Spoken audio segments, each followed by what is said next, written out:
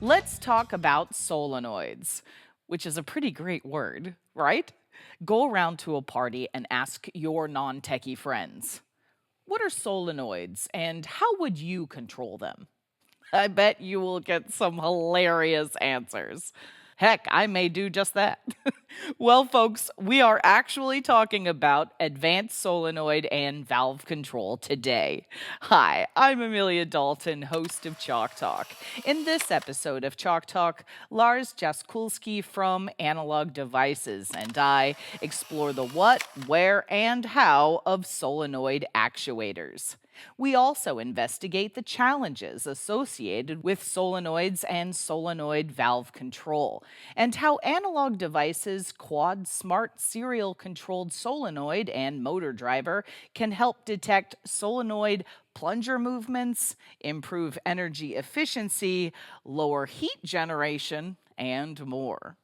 And before we get started, don't forget to click that link. There you can find even more information about this topic from Analog Devices. Hi, Lars. Thank you so much for joining me. Hi, Amelia. Nice to meet you as well.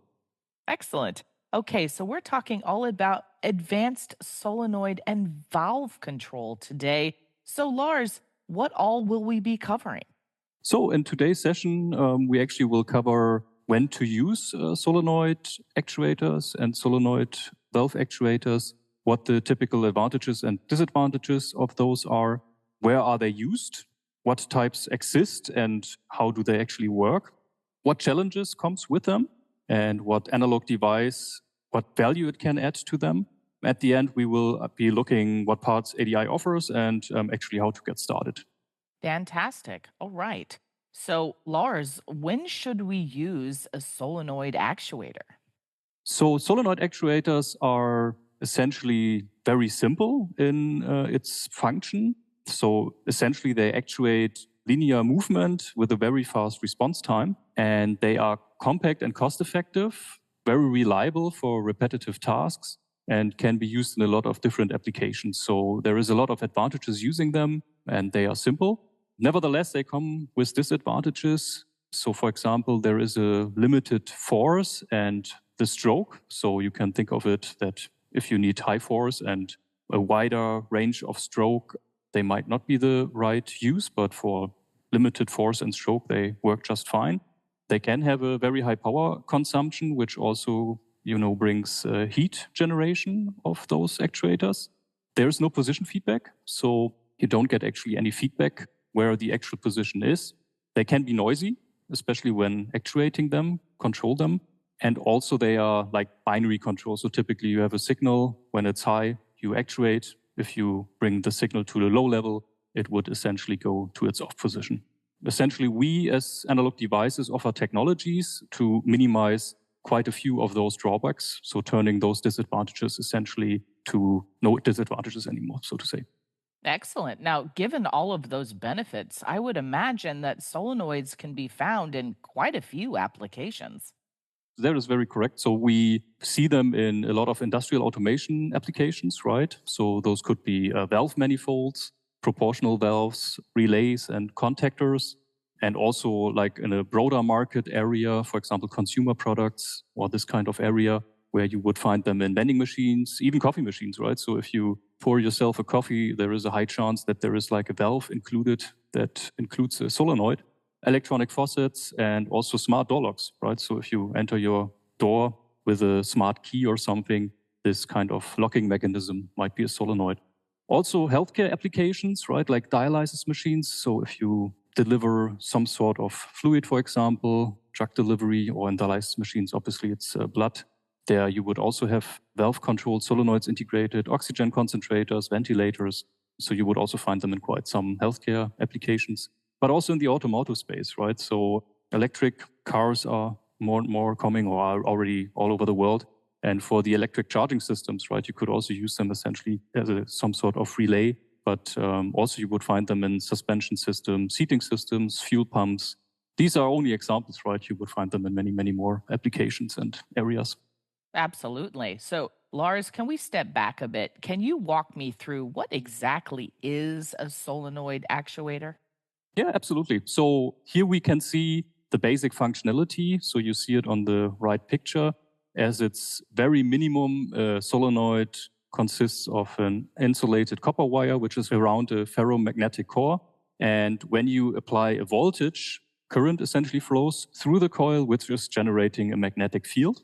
And if you apply a voltage and the current is flowing, the magnetic field is generated, this plunger is moving, right? So it would move to the on state in this case, and then mechanically with a spring, this plunger would be pushed back as soon as you remove the voltage from the solenoid. And if you have the solenoid is actuated, then you could actually also use a lower holding current, right, to hold the plunger in position. So that would be essentially to save energy. And if you don't need to put the energy into the system, why would you do that? And with this simple actuator, as mentioned, you don't get any feedback, right? So you would actuate the part by applying a voltage, but you wouldn't actually know, did the plunger really move? So the state is unknown. So, Lars, I've also heard about proportional solenoid valves. So, how do those work? Yeah, that's actually one level further. So on this slide, what we can see is essentially on the right side a basic scheme how this proportional solenoid valve looks like. And essentially what we described with the simple solenoid actuator, where you only have an on and off position, so essentially an off state and an on-off state. Here the difference is that you can move this plunger in between, right? So we see the plunger blocking the fluid to flow to a certain level. So if the plunger would be moved completely down, the fluid flow would be stopped completely. If you move the plunger up, the fluid can flow completely through. And if you could now imagine to position the plunger to the desired state, you could actually control the flow, right? And this is what a proportional solenoid valve looks like. And by applying current to the actuator, you can essentially control the position of the proportional solenoid valve. And that flow change would also have an effect on the speed, for example, for hydraulic actuators like cylinders or motors, and also a change in the pressure of the system. Nevertheless, as probably everybody can imagine, this is more complex controlling these kind of actuators than a simple solenoid actuator. Lars, what are the challenges for valve manifold, hydraulic systems, and/or proportional valve applications? Yeah, that can actually be quite a lot. That's a good question. So what we see on the next slide is miniaturization is something that's getting more and more important. So have compact electronics to drive those kind of actuators. Heat is a challenge that needs to be overcome somehow. Heat is also something that would include coil deterioration, where essentially the coil would actually lose its health under a heat state for too long, let's say. A stuck plunger can be an issue, right? The plunger is the mechanical part responsible for the movement.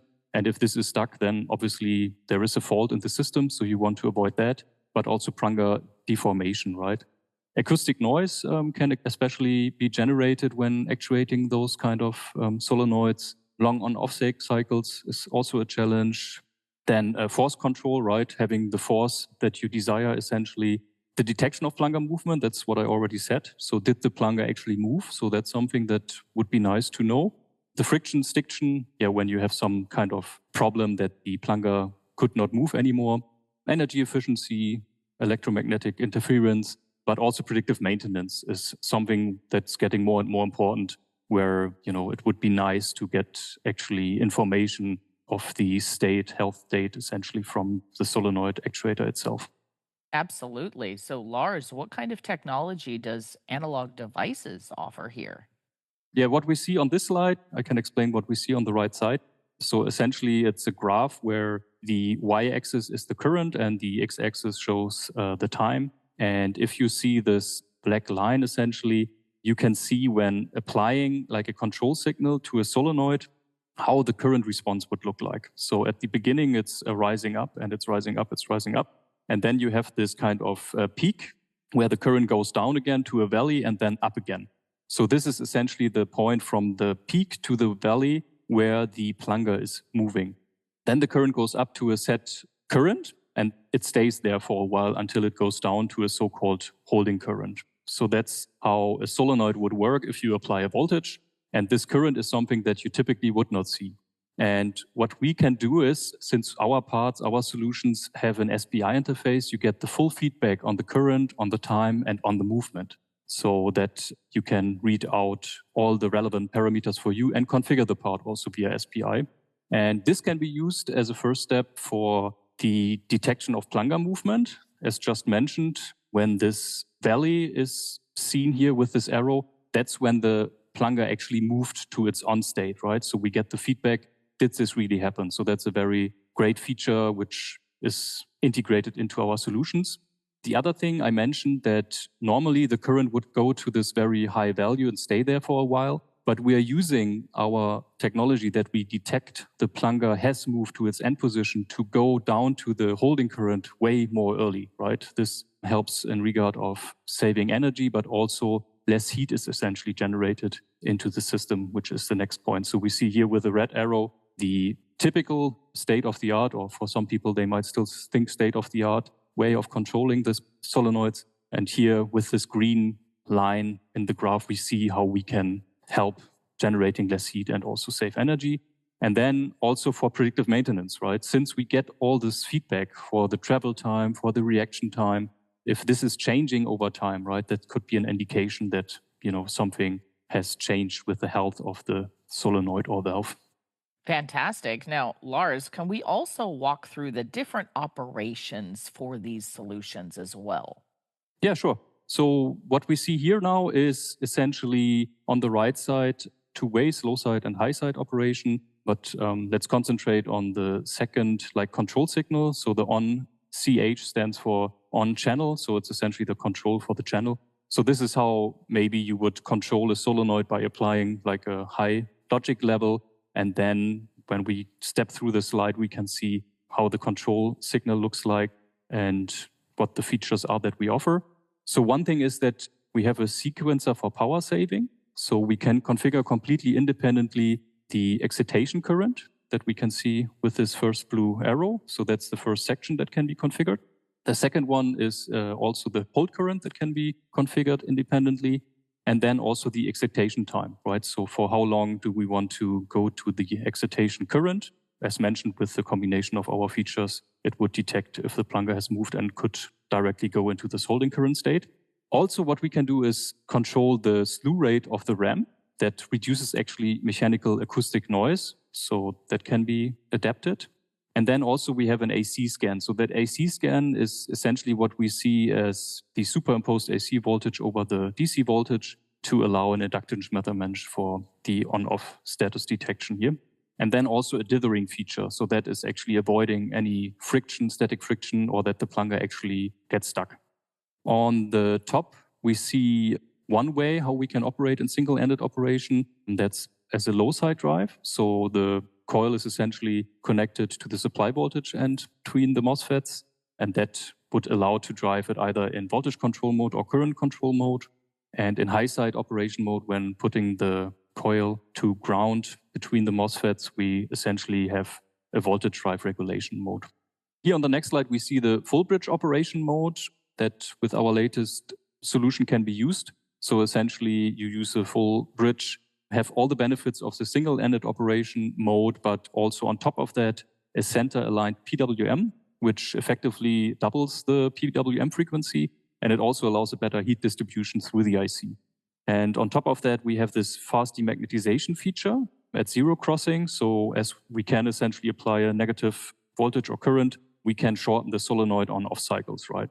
Also, if we remember from what I just showed and the disadvantages of the solenoids, we clearly see the benefits that we can have here. Absolutely. Okay. So, Lars, can you also talk about the inductance measurement as well? Yeah, for sure. So on this slide, we can see, and we focus on the superimposed AC voltage on the DC voltage that you can see on three different states. So the first one is the excitation current, where we can superimpose this AC signal, then the holding current, and then also we could have a low level where this is superimposed. And in all those areas, we can essentially measure the inductance. So this is also used to determine the plunger position. So imagine that the plunger has moved to its on state and you would move it out of position. With this active inductance measurement, you can actually get feedback if this position has been left. And in best case, even give you a position feedback. On top of that, we can also measure the resistance to approximate the coil temperature. And that allows essentially alarms for overheating based on the resistance and also give feedback on the coil health due to the inductance measurement. So, Lars, miniaturization is a key element to these analog devices solutions, right? Yeah, what we show here on this slide is on the bottom, you can see our evaluation board for our MAX 22216 or MAX 22217 part. The space needed on the board is 15 by 60 millimeter square with the passive parts around it. And this solution can actually drive up to 4 actuators. So it's a quad channel part. The package itself is just 5 by 5 square millimeters. So very, very tiny. And if we now step through the features that we have integrated in the part, for example, the detection of plunger movement, just doing this discrete on a PCB could take space of 13 by 16 millimeter square for a single actuator, right? We are able to drive 4. This one is a single actuator. If we look at the fast demagnetization example, just for a single actuator, adding this feature could take space up to 46 by 18 square millimeters. And also the closed loop current control, which is included, could be 34 to 4 by 43 square millimeter for a single actuator. And we have all this included in our tiny 5 by 5 millimeter square package with very high current and voltage capabilities. Lars, what is the added value for proportional solenoid valves offered by analog devices? Yeah, as said, proportional solenoid valves are a bit more complex as you have positions in between. And for that, we have our current drive regulation mode, short called CDR.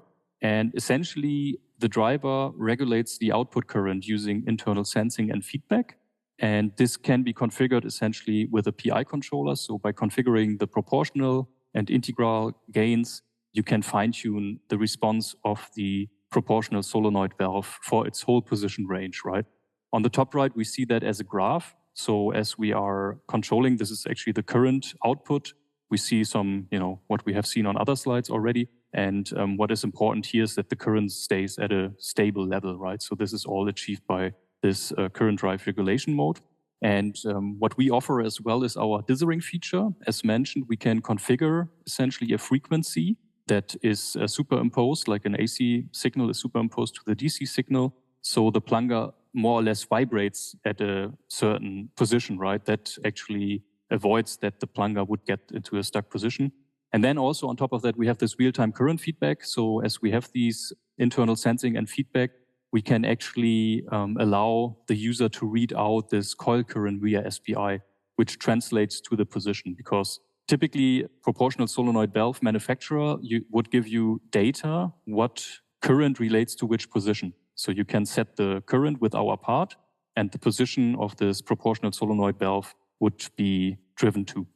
Lars, how do the Max 22200 and the Max 2221617 compare? Yeah, so the Max 22200 was on the market first.